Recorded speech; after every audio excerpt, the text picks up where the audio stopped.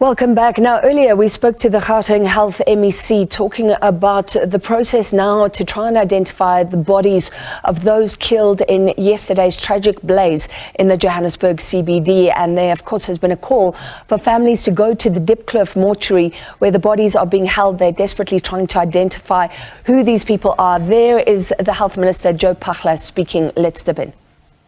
We are left with 62 remains of those who are not recognizable. So in terms of the process there now is that the postmortems are being done because by law that's what should happen in a natural death. So already as of today 25 postmortems have been done.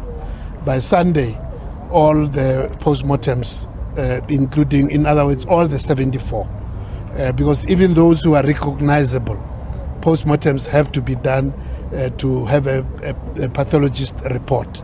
So all the 74 postmortems will have been finished by Sunday. Those who are recognizable ones, the relatives, as we said, 8 have already, the relatives have come forward. Then once the postmortem reports have been done by Sunday, those will be free to take their loved ones for burial.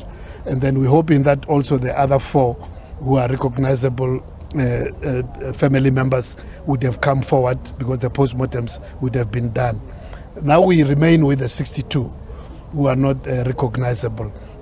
In terms of those, the only way forward now is the DNA identification. That's the only mode of identification.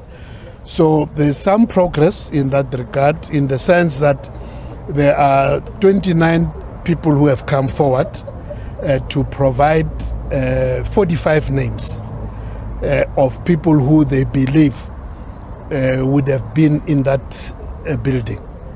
So we've got 25 people who've come forward and give the names are there of the 45 who they believe would have been amongst those who demised.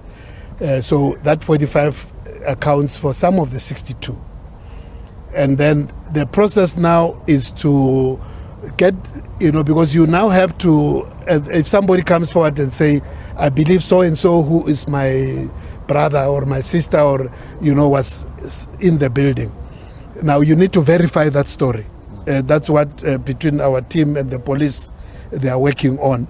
So in that regard, there were 10 which were sort of, of those people who came forward who made sense, where the stories were making sense. So those 10, they have already taken samples of their DNA, who are saying some of the people deceased are their relatives.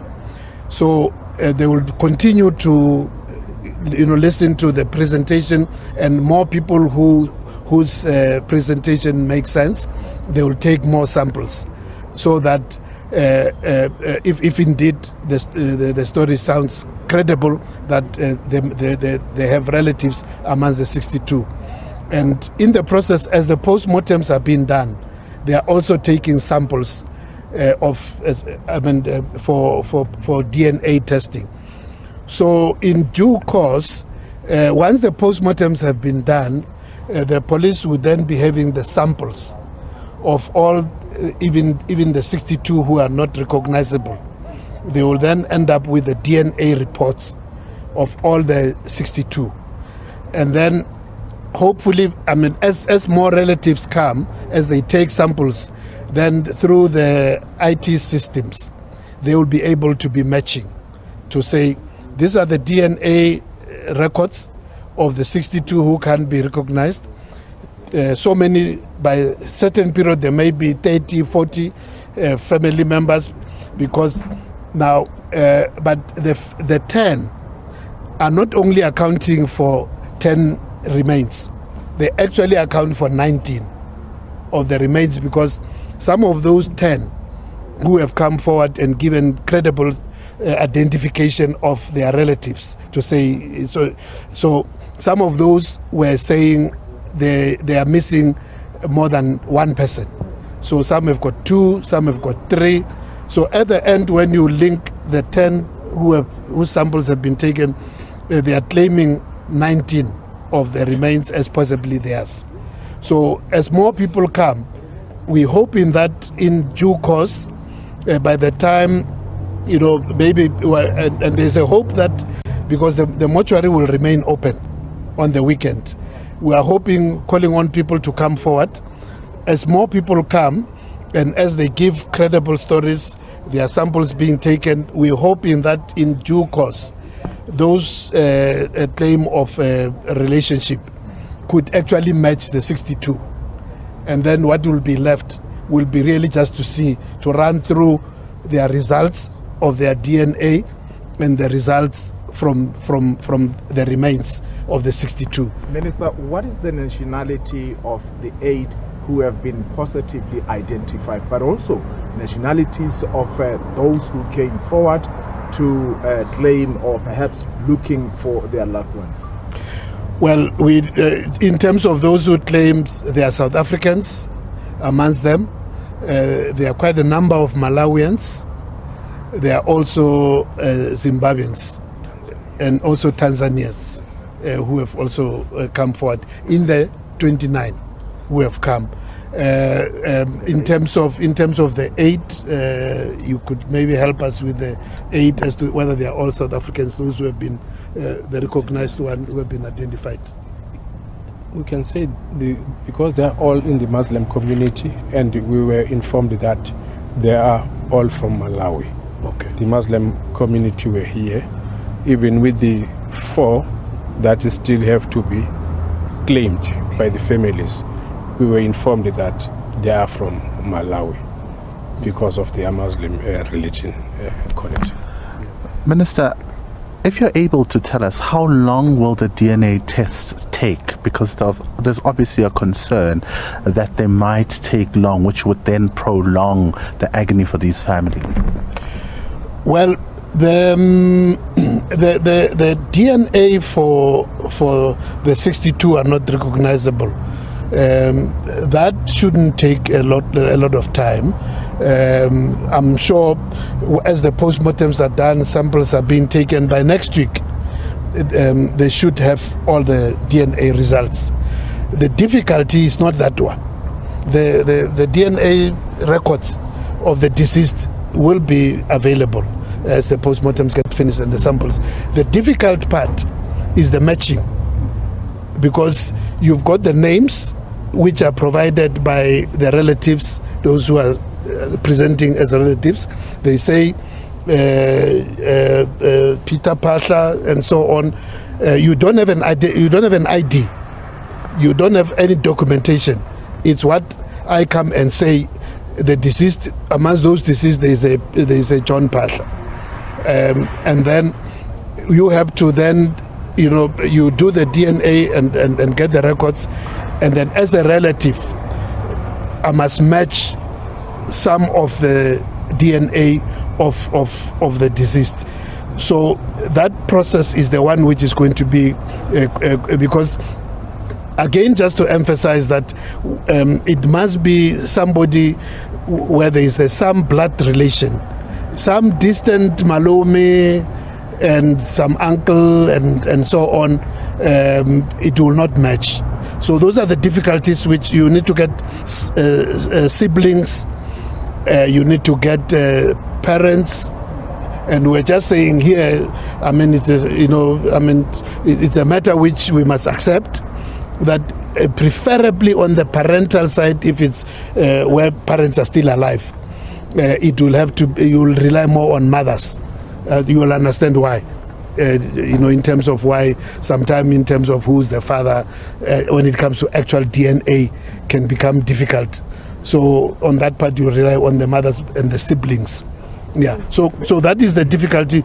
The actual one of the deceased is not a big number. So the laboratory, our laboratories with the police, they should be able to complete that by next week. Minister, it would appear that many of the people who are victims of that inferno are foreign nationals.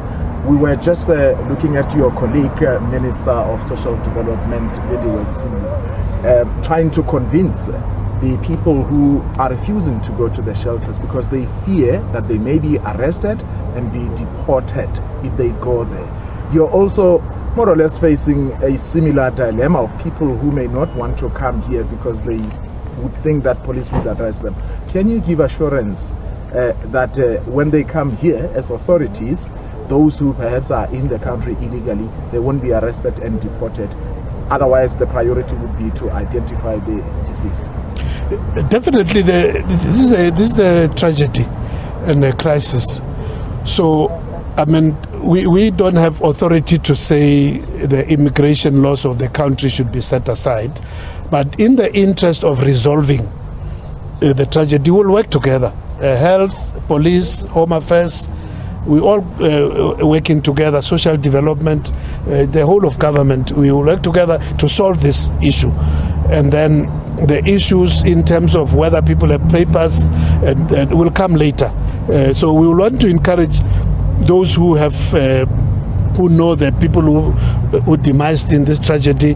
They must not really put in the forefront the issue of the fear, because that's not really the main issue here. It's just to get this resolved so that those who have demised, the remains can be connected with their families and have closure. And then the issues about documentation with our colleagues in Home Affairs, they will process those. But we're not going to say because you've come forward, then say the police must arrest you because you are illegal. That will not really be helpful.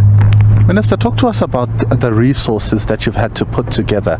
You speak to us now, you tell us that you've done about 25 postmortems. That obviously would have required a big team to conduct and complete in a day. So did you have to bring in more doctors who will conduct these postmortems? And at what cost really is that coming? Does it mean pulling doctors from other facilities and slowing down the processes there? The MEC can deal with that. She's been with her team. They've been managing that part. We are using the resources that we have. At the moment, we have not pulled out any doctors because already we're in a process of employing doctors. Last week, we brought 2 doctors already that we have signed that are working. In fact, we're beefing our own capacity. But now the tragedy is here. We're still managing it without any other resource that we take. Even to other 11 pathology offices that we have not taken that. We're only focusing here in Diepkloof and using the ones that are in Hillbrow because we always interchange them. Hillbrow and Diepkloof, they work together. All right. Thank you so much. Thank you. Thank you, colleagues. So you'll help us to get the people to trust us that they will not be arrested. That they must come here, please. We want to get closure on this matter. And counseling? Counseling is here. We have offices here that we're doing counseling. Okay. Thank you. All right, they are watching, Minister, and the message will obviously be by the Minister of Health, Dr. Joe Phaahla, All right, that was the Health MEC and the Gauteng Health MEC and the Health Minister, the National Health Minister, outlining how they are trying to identify the bodies of those killed in the fire. 62 still not identified, 12 identified, just going through the process of trying to find who those bodies belong to and engaging with the families.